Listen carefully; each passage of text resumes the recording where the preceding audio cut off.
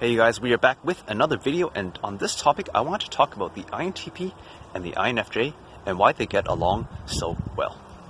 So one of the most interesting things about the INTP and the INFJ is that they are most likely to be mistyped as one another. So for example, when I first got started in MBTI, I actually typed as an INTP, and for the longest time I thought that was my personality type, but then later on, once I did the test, based on the values that I had when I was a kid, then I tested as INFJ. And so I kind of wanted to test this theory, right? And so I talked to a lot of other INTPs who also have very similar values that an INFJ does. It's just that they approach them from a different perspective. And the reason why this is because you can think of it as INTPs are logically mature but emotionally immature, and INFJs are emotionally mature but logically immature, right? So the T versus the F. They have the same values and they want the same things in life. So both of them want to make the world a better place. It's just that they have different ways of going about it. So an INTP will approach it from a logical perspective, right? So like, for example, Elon Musk, he's trying to get humanity onto Mars through rocket, through science, which is a very logical thing to do. Whereas an INFJ might want to better the world through, world peace, or like encouraging mindfulness and spirituality like Gandhi did when he was in India. So both are able to make the world a better place in their own way. It's just that their approach towards doing so differs because of how they think or how they perceive the world. And because of this, INTP and INFJ are able to get along very well, because they can sort of understand one another even though they may not be on the same wavelength. So for example, an INTP might say something that is insensitive from an emotional perspective.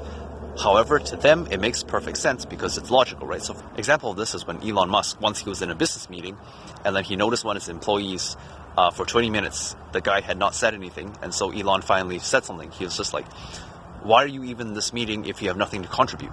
And he meant it from a positive perspective, right? He was just trying to point out that, like, hey, if you have nothing to say during the meeting, it probably means you shouldn't be here. There's probably better things that you could do with your time.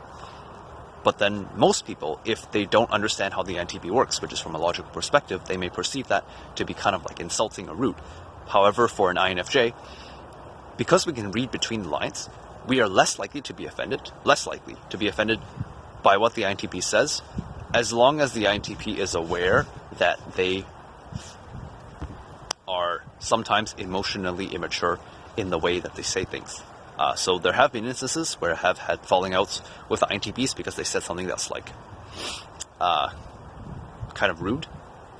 And in those situations, I perceived it more as like arrogance or superiority rather than offering advice. And so we have had arguments about that in the past. But that goes for, all the other personality types as well, so don't take that to heart. But yeah, that's why I believe INTPs and INFJs are one of the best pairs when it comes to, let's say, understanding one another, because they have the same values and they're both weird in their own way. So the INFJ will get the quirkiness of the INTP because of their emotional immaturity, which the INFJ is like, oh yeah, I was like that when I was a kid, and the INTP will also understand the logical immaturity of the INFJ, because then they'll be like, oh yeah, I used to be like that. When I was a kid, I couldn't think, logically about things.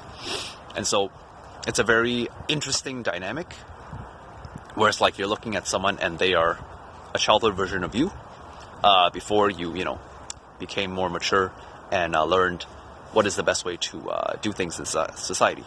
So yeah, that's my take on the INTP and the INFJ and why they can be so alike, yet so different, and still get along with one another. Yeah.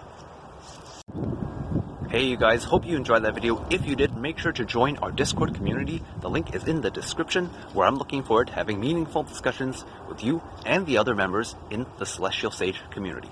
Also, if you'd like this INFJ to act as your personal one-on-one counselor to help you overcome any conflicts or traumas in your life and become the best version of yourself that you possibly can be, just DM me the word SAGE on Discord and we'll take it from there. Alright, hope you enjoyed the video. See you in the Discord, and peace out.